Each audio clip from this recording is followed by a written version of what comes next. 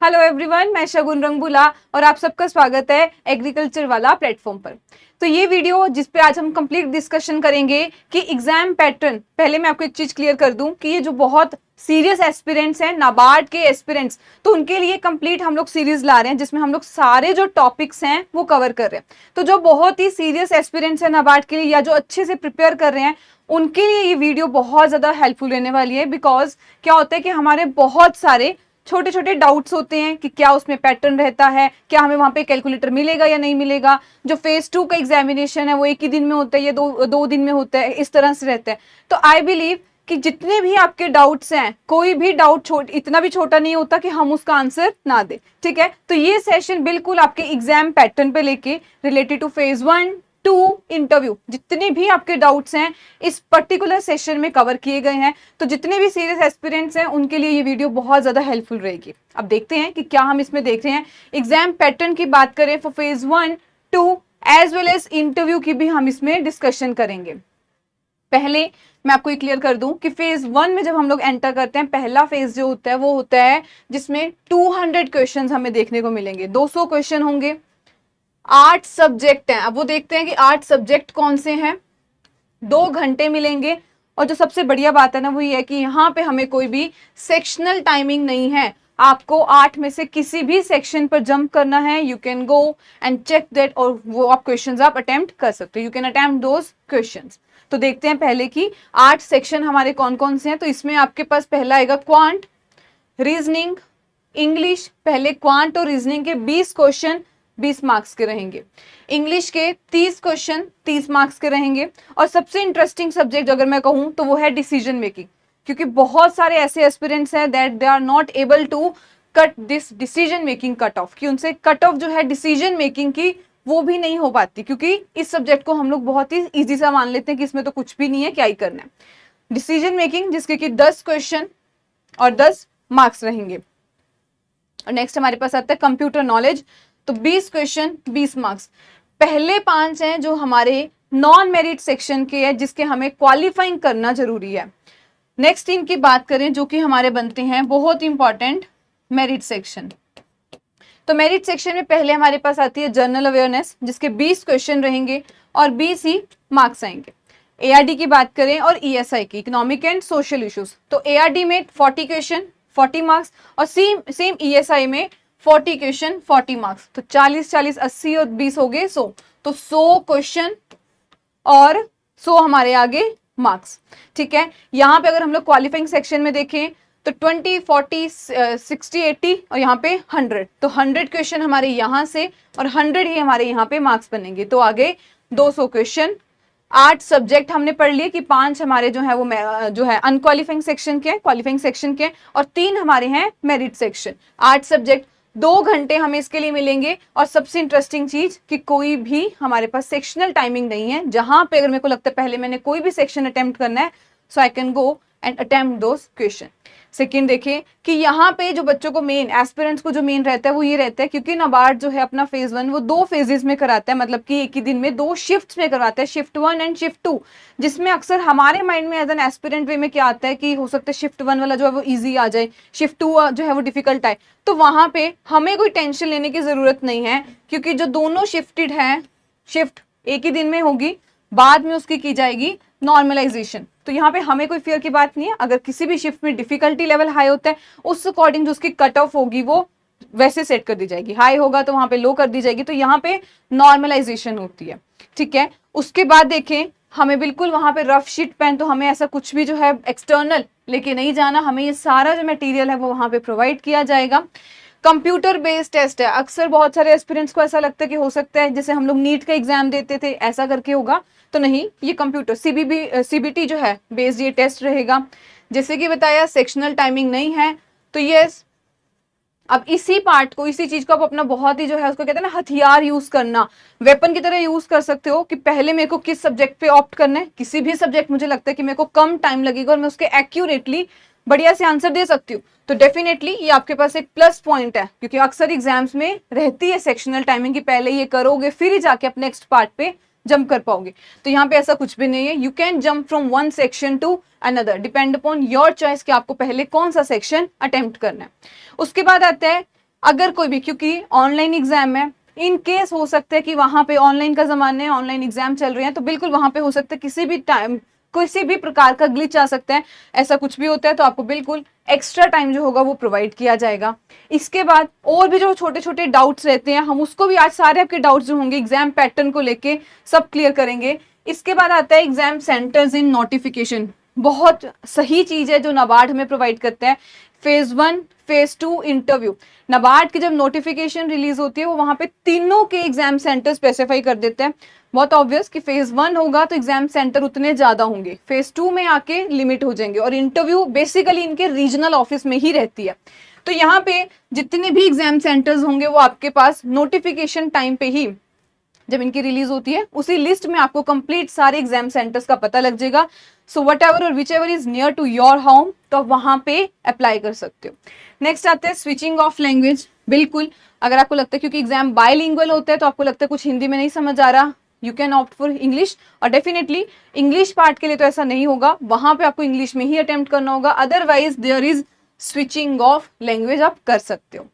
No use of calculator, कुछ बच्चों ने ये भी अफवाह जिसको कहते हैं र्यूमर होता है कि वहां पे ना साइड पे कैलकुलेटर वाला जो बॉक्स होता है वो ओपन रहता है, इनकेस आपको लगे तो आप कैलकुलेशन कर सकते हो। ऐसा कुछ भी नहीं है, कोई वहां पे कैलकुलेटर नहीं रहेगा। आपको अपनी जो स्पीड है, मैथ्स की स्पीड रहेगी, वो आपको उस अकॉर्डिंग अपनी बना के रखनी है कि वहां पे कैलकुलेटर नहीं है, हमें सारे जो आंसर्स हैं रिलेटेड टू क्वांट रीजनिंग किस तरह से जल्दी जल्दी हमें अटेम्प्ट करना है। वो नेगेटिव मार्किंग, तो बिल्कुल 1/4 मार्क्स जो होगा वो आपका डिडक्ट किया जाएगा इन केस वो गलत आंसर जा रहा है। और लास्ट आता है, अगर कोई भी पीडब्ल्यूडी कैंडिडेट है तो वहां पे बेस्ड ऑन योर, देखो जनरली हमें मिलती है, मतलब कि जनरली जो है वो 20 मिनट का टाइम जो होता है एक्स्ट्रा टाइम वो मिलता है। बाकी it depends on the disability, किस तरह की डिसेबिलिटी है उस अकॉर्डिंग जो उनका टाइम होता है वो शिफ्ट कर दिया जाता है। ठीक है, तो ये कुछ डाउट्स थे जो फेज 1 के रिलेटेड, बहुत सारे एस्पिरेंट्स को छोटे छोटे डाउट्स ये रहते थे, तो ये थे फेज 1 के लिए। अब इसके अलावा फेज 2 में जब हम आते हैं तो बिल्कुल, क्योंकि डाउट हमारे मन में आता है कि फेज 2 तो डिस्क्रिप्टिव टाइप हो गया ना, वो किस तरह से होगा, तो बिल्कुल वो भी हमारा कंप्यूटर बेस्ड टेस्ट है, वहां पे भी उसी तरह से हमें जाना है। कंप्यूटर जो होगा हमें प्रोवाइड किया जाएगा, रफ शीट्स वगैरह सब कुछ हमें वहां पे भी मिलेगा, rough sheet pan for calculation मिलेगा, एक्स्ट्रा टाइम बिल्कुल पीडब्ल्यूडी कैंडिडेट्स को मिलेगा। अब अगर हम लोग थोड़ा सा पहले पैटर्न देख लें भी क्या है, कौन से क्वेश्चंस हमें किस तरीके से पूछे जाएंगे, सारा आपको इसी पीपीटी में इसी स्लाइड पे कंप्लीट कवर हो जाएगा। तो फेज 2 की जब हम लोग बात करते हैं, 3 सेक्शंस जो हैं वो हमें फेज 2 में पूछे जाएंगे, जो कि हमारे क्या बनते हैं, पहला इंग्लिश, ESI एंड ARD। तो ये 3 सब्जेक्ट जो है हमारे ये फेज 2 में पूछे जाते हैं। इंग्लिश की बात करें जिससे हमारा डिस्क्रिप्टिव पेपर आता है, तो वहां पे आपके पास 3 क्वेश्चन आते हैं, प्रेसी, ऐसे राइटिंग, आरसी के रिलेटेड आ सकता है, लेटर राइटिंग। तो ये 3 क्वेश्चन जो कि 100 मार्क्स के, और आपको वहां पे 90 मिनट मिलेगा। तो पहला तो आपका चलेगा ये, ठीक है, कि आपको पहले 3 क्वेश्चन 100 मार्क्स के करने होंगे और 90 मिनट होगा आपके पास। दूसरा आता है कि ESI और ARD, क्योंकि कंप्यूटर बेस्ड टेस्ट है, इसका मतलब ये नहीं है कि हमें लिखना ही होगा, वहां पे हमारे ऑब्जेक्टिव क्वेश्चंस भी हैं। तो ESI और ARD जब ऑब्जेक्टिव की बात करते हैं तो टोटल में हमारे पास 30 क्वेश्चंस आते हैं। अब वो 30 कैसे आ गए वो भी आपको मैं अच्छी तरह से बताती हूँ, कैसे डिवाइड करते हैं 30 को। तो यहाँ पे हम लोग एक ओवरव्यू लेते हैं कि ESI और ARD के ऑब्जेक्टिव की बात करते हैं, तो 30 क्वेश्चन आएंगे, दोनों के मिले जाके हमारे 50 मार्क्स बनेंगे, और आधा घंटा हमें मिलेगा सिर्फ ऑब्जेक्टिव के लिए। ठीक है जी। नेक्स्ट आते हैं डिस्क्रिप्टिव, क्योंकि इन दोनों सब्जेक्ट के हमारे डिस्क्रिप्टिव पेपर भी होंगे, जिसमें हमारे पास 6 क्वेश्चन होंगे, 50 मार्क्स होंगे, और 90 मिनट हमें मिलेंगे for descriptive paper of ESI and ARD। तो देखें तो 100 मार्क्स इसके हो गए हमारे इंग्लिश सब्जेक्ट के, और 100 हो गए हमारे दूसरे सब्जेक्ट के which is ESI and ARD के हो गए 100 मार्क्स। अब इनको, इसी पार्ट को अच्छे तरीके से समझते हैं कैसे। पहले हमने पढ़ा था जर्नल इंग्लिश जिसमें 3 क्वेश्चन है। तो जर्नल इंग्लिश जब हम लोग इंग्लिश डिस्क्रिप्टिव की बात करते हैं तो वहां पे हमसे ऐसे, प्रेसी, लेटर और बहुत सारे क्वेश्चन होते हैं वो आरसी के रिलेटेड, रीडिंग कॉम्प्रिहेंशन के रिलेटेड कोई एक आध क्वेश्चन पूछ लेते हैं, नहीं तो ये प्रेसी और ऐसे का ही हमसे क्वेश्चन पूछा जाता है। नेक्स्ट आते हैं ESI और ARD। ऑब्जेक्टिव में जैसे हमने बताया कि इसके 30 क्वेश्चन आते हैं। तो ऑब्जेक्टिव की पहले अगर बात करते हैं जिसमें हमारे पास 50 मार्क्स होंगे, तो यहाँ पे 20 क्वेश्चन, क्योंकि this is the beauty of NABARD exam कि यहाँ पे आपको 2 मार्कर क्वेश्चन भी देखने को मिलता है और 1 मार्कर क्वेश्चन भी देखने को मिलता है। तो यहाँ पे आपके पहले जो 20 क्वेश्चन रहेंगे वो होंगे 2 मार्कर और 10 क्वेश्चन आपके आएंगे 1 मार्कर। ठीक है, ये है हमारा ऑब्जेक्टिव का। अभी भी नहीं समझ में आया तो इसको और मैं बाइफरकेट करके बताती हूँ। जो 20 क्वेश्चन इन्होंने कहे हैं जिसमें से 10 क्वेश्चन होंगे ईएसआई के, 10 क्वेश्चन होंगे एआरडी के, ये होंगे 2 मार्कर क्वेश्चन। ठीक है, ये 20 क्वेश्चन। पीछे जो हमारे पास बचे हैं ये 10 क्वेश्चन, तभी यहाँ पे हमारे 40 मार्क्स यहाँ बन जाएंगे। ये सारे बनेंगे, ये लिखे 50 मार्क्स ना, तो 40 यहाँ पे। और ये जो 10 क्वेश्चन है ये 10 भी हमें 5 पूछेगा ईएसआई से और 5 ही पूछेगा एआरडी से। तो ये हमारे पास बन गए 10 क्वेश्चन जो कि 1 मार्क करेंगे। तो इस तरह से इसकी डिवीजन रहेगी कि 20 में से 10 क्वेश्चन ईएसआई, 10 एआरडी और 5-5 यहाँ से। तो ओवरऑल हमसे 15 क्वेश्चन वो पूछ रहा है पर सब्जेक्ट, 15 ईएसआई और 15 ही एआरडी। तो इस तरह से इसकी कंप्लीट जो है ऑब्जेक्टिव पेपर जो कि टोटल हमारा बन जाएगा 50 मार्क्स। अब अगर हम लोग इसके डिस्क्रिप्टिव की बात करते हैं जहां पे हमें लिखना होगा, सारा टाइप करना होगा आंसर, तो वहां पे ये भी 50 मार्क्स करेगा, जहां पे आपके पास 2 क्वेश्चन आएंगे। 2 क्वेश्चन में 2 होंगे 15 मार्कर के, एक ईएसआई का और एक एआरडी का, और 2 क्वेश्चन होंगे हमारे पास 10 मार्क्स के। तो 2 क्वेश्चन यहाँ पे 15 मार्कर रहेंगे, एक ईएसआई और एक एआरडी। फिर एक क्वेश्चन आएगा 10 जो कि 10 मार्क्स का होगा ईएसआई एंड एआरडी। तो ठीक है, ये हमारा रहेगा 15 मार्कर और 10 मार्कर के एक एक क्वेश्चन हमें यहाँ पे देखने को मिलेंगे। तो ये है कंप्लीट पैटर्न। देखें अगर हम लोग नाबार्ड फेज 2 का, बिल्कुल यहाँ पे डिस्क्रिप्टिव पेपर है, तो यहाँ पे हमें टाइपिंग जो है कंप्यूटर पे वहां करके, तो वो अभी से तैयारी शुरू कर लो, क्योंकि जब टाइपिंग की बात आती है ना तो हमारे पास आसपास की नॉइसेज, वो कीबोर्ड जब सबके चल रहे होते हैं तो वो जो आवाज आती है, तो उसकी तैयारी जो है वो हमें अभी से स्टार्ट करनी है, क्योंकि ये पेपर कैसा होगा, डिस्क्रिप्टिव टाइपिंग टाइप है हमारा कंप्यूटर पे। अब एक डाउट जो और रहते हैं कि अब हमने ये समझ लिया इसके 3 सब्जेक्ट्स हैं, इंग्लिश, ईएसआई, एआरडी, कब कब होता है, हो एक ही दिन में रहा है, तो कब कब होगा। तो मॉर्निंग सेशन में पहले आपका होगा इंग्लिश का एग्जाम, थोड़ी टाइम की आपको मिलेगी ब्रेक, और देन आपका होगा इवनिंग में ईएसआई एंड एआरडी। मतलब कि पहला इंग्लिश आपका रहेगा 90 मिनट का, देन 120 मिनट की बात करें तो वो आपका चलेगा अगला ईएसआई एंड एआरडी। ठीक है, तो ये आपका इस तरह से रहेगा कि पहले आपका मॉर्निंग में ईएसआई हो जाएगा इंग्लिश और देन ईएसआई एंड एआरडी। कुछ और जो डाउट्स हैं वो भी देख लेते हैं। तो पहली बात, अगेन इसमें भी कोई आपका कैलकुलेटर का यूज नहीं है, जितने आपके कुछ भी अगर आ रहा है तो कुछ भी उसके लिए आपको कैलकुलेटर की हेल्प नहीं मिलेगी। एग्जाम सेंटर्स इसके भी नोटिफिकेशन में आपको पहले दिन ही दिख जाते हैं कि इसके कौन कौन से जो है सेंटर्स मेंस के लिए वो देंगे। देन आते हैं स्विचिंग ऑफ लैंग्वेज, तो बिल्कुल आप कर सकते हो, लैंग्वेज स्विच आप कर सकते हो अपार्ट फ्रॉम इंग्लिश।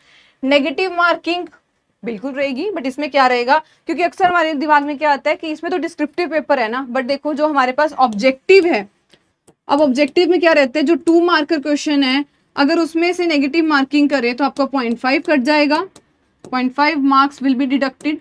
और अगर हमारे पास 1 मार्कर का क्वेश्चन है तो 1/4 यानी कि 0.25 जो होंगे वो मार्क्स हमारे डिडक्ट कर दिए जाएंगे। तो इस तरह से नेगेटिव मार्किंग बिल्कुल इसकी होगी, और कंप्लीट एग्जाम हमारा एक ही दिन में होगा। तो पूरा जो एग्जाम है फेज 1 जो है फेज 2 का मॉर्निंग इवनिंग का सेशन हमारा एक ही दिन में कंप्लीट होगा।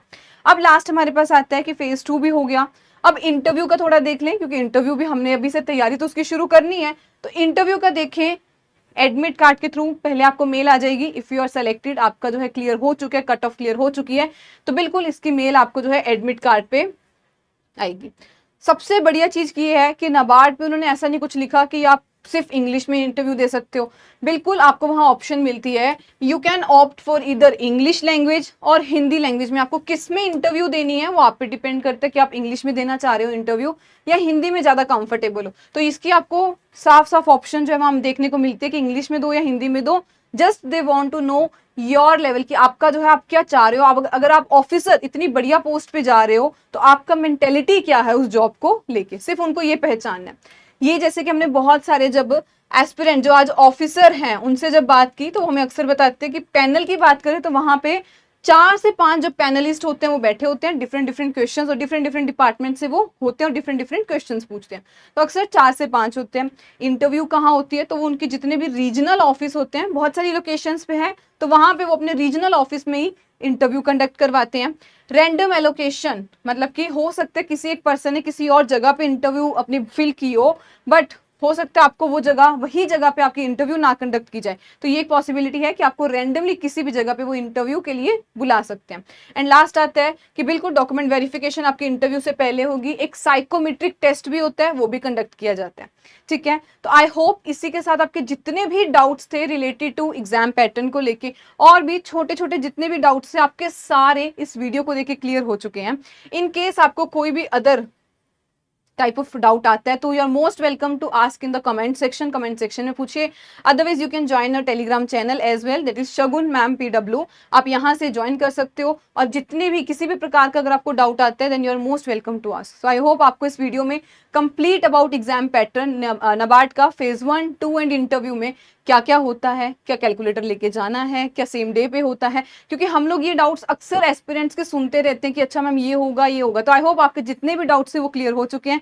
इसी के साथ मिलते हैं किसी और सेशन में किसी और अपडेट को लेके, तब तक ध्यान रखिए एंड खूब पढ़ते रहिए। Thank you so much everyone.